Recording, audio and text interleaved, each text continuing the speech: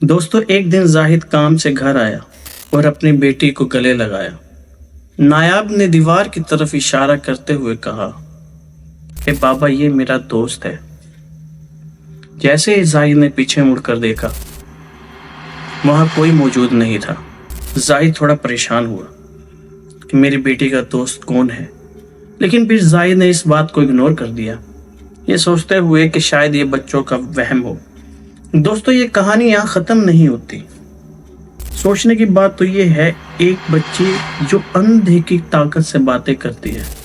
इसी बात को जानने के लिए वीडियो को आखिर तक ज़रूर देखें, क्योंकि सनसनी तो अभी शुरू हुई है।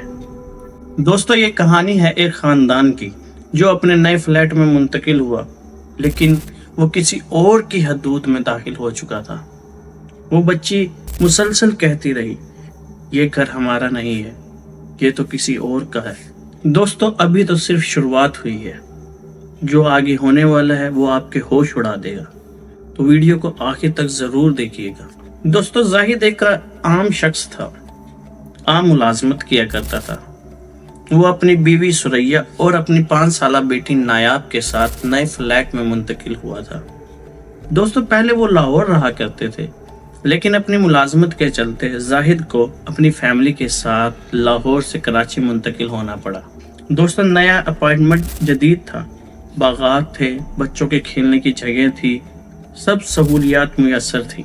दोस्तों जैसे ही ये इस अपार्टमेंट में मुंतकिल हुए, इनको अजीब व गरीब एहसास हुआ।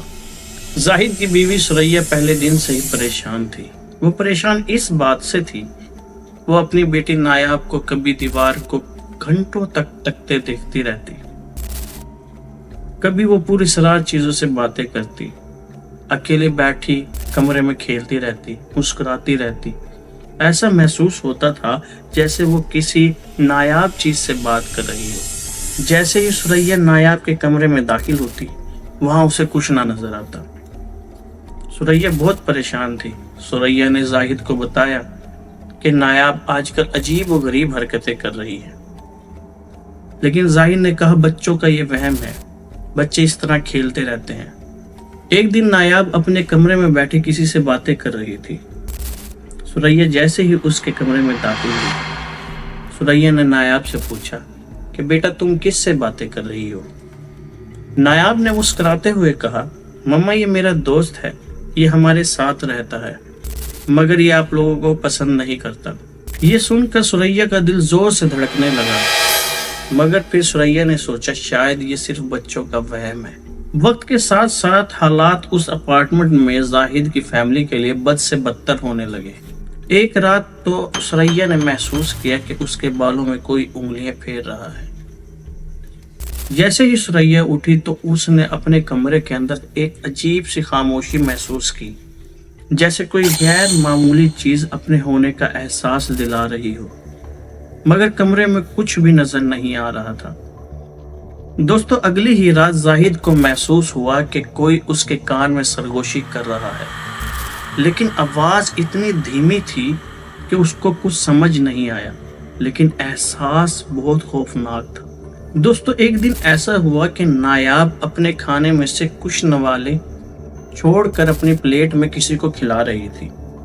जब सुरैया ने पूछा ऐसा क्यों कर रही हो, नायाब ने कहा ये मेरे दोस्त के लिए है, वो भूखा है। दोस्तों ये वाकयात तो आम थे, लेकिन एक रात ऐसा हुआ कि जिसकी वजह से सुरैया और जाहिद दोनों परेशान थे।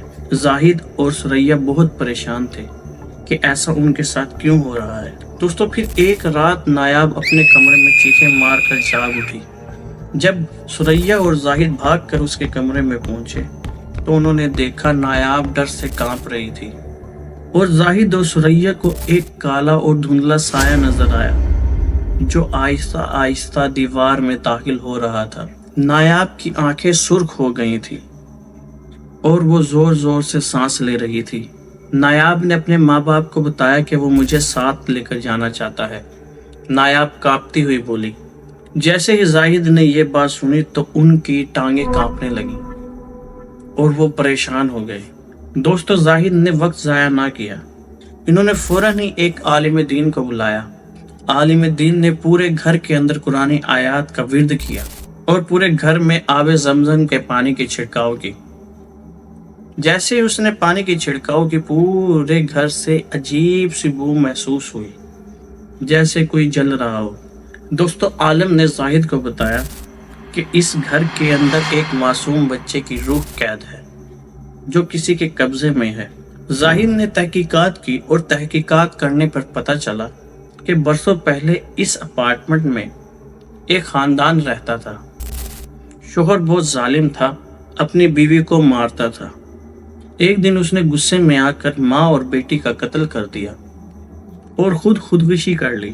تب سے ان کی روحیں اس اپارٹمنٹ میں بھٹک رہی ہیں۔ دوستو، تلاوت قرآن کے دوران اچانک نایاب کا جسم جھٹکے کھانے لگا۔